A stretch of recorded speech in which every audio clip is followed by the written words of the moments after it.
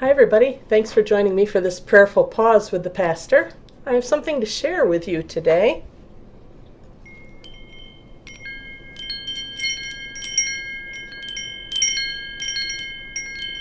Aren't these pretty? They belonged to my late friend Barbara Binder. I received them when she passed on. I love them for many reasons, for the sound that they make and the fact that they kind of cut through my thinking so that I'm totally focused on whatever I'm meditating about. But the thing that's interesting to me also about them is that they are in harmony with each other. Primarily because you see the ones on either end, this one and this one, they're the same pitch, aren't they? They're the same length. And the same for these two. See? Same thing. And then the one in the middle, of course, is the longest and so the deepest. You only have one of those. But they all move in harmony with each other. And it takes just the smallest breath of wind to set things in motion. And it takes just the slightest breath of holy wind to set our spirit in motion, vibrating. I feel that way when I'm in the presence of the holy. Do you? I feel like everything is vibrating inside me. Nobody can see. It's not like I have nerves and my hands are shaking. It's just inside there's this, I don't know, vibration. It can take my breath away. It's that sense of awe. But I also notice that these can be very still. Hardly a sound.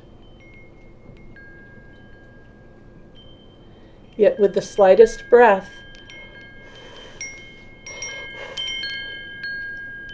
they sing. And you know, as with all wind chimes, pretty much all, I'm going to turn this around so you can see the back. It's not that the wind is moving the chimes. It's that the wind is catching these little guys down here. And they move this that moves into the chimes. Sometimes we don't see the ways that God is connecting to us. We think that it's coming right at us with God, but really, maybe it's touching something that's somewhere else that then reverberates into us. I kind of preached on this over the last couple of weeks in the two churches, talking about the echoes in the canyon, the echoes of God that reach out and touch us, and wind chimes are another example of those.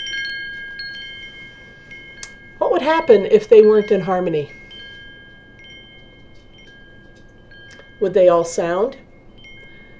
Sure. Sometimes God sends us things that we think are not harmonizing, create some sort of dissonance or some sort of dis-ease between the sound waves. I mean, I could explain it acoustically. I don't want to go into physics right now. I'd rather keep it metaphysical. But sure, there can be dissonance with what we hear from God. But which one of these is the biggest, the loudest, so you only need one? The foundation. This one. We only need that to set the tone for us. That's what lets us know if things are resonating or not, if things are in keeping with that tonal structure or not. Guess what your foundation is? God. God is what sets the tone. And other things can come and go, and we can't really stop them. It's all part of life. And sometimes it's the wind of God who seems to be sort of dissonant until we get a little farther away and we realize, oh, it's that part of a chord. Oh, that's rich and beautiful, isn't it? I know that many of you have wind chimes in your home, whether indoors or outdoors. I happen to love them, so I have several, both indoors and outdoors. Some are made of bamboo or other wood. Some are made of Some are like big chimes. Those are the ones hanging outside. If you did the prayerful pause with us throughout the summer, you heard those. They sound kind of like church bells, I think, don't they?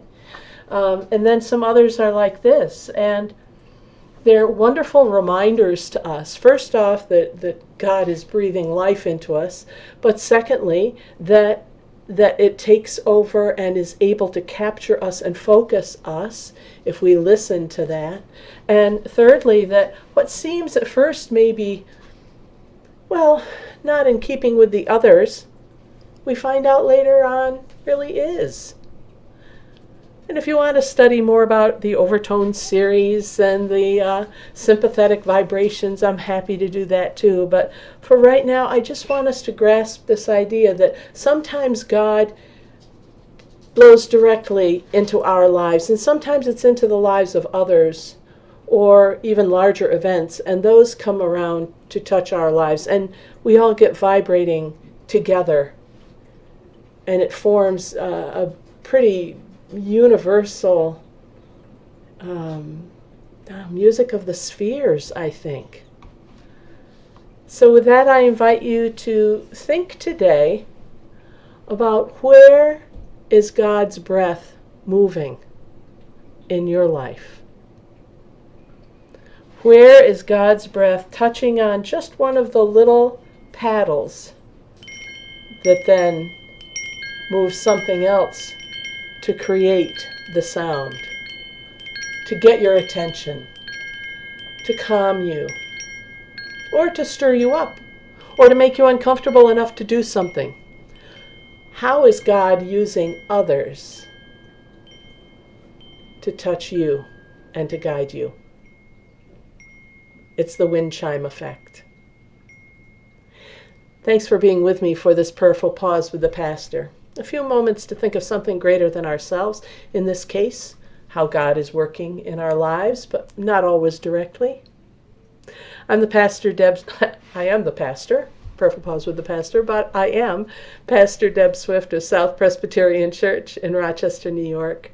I look forward to having you back here with us next time. And until then, God bless, take care, and bye for now.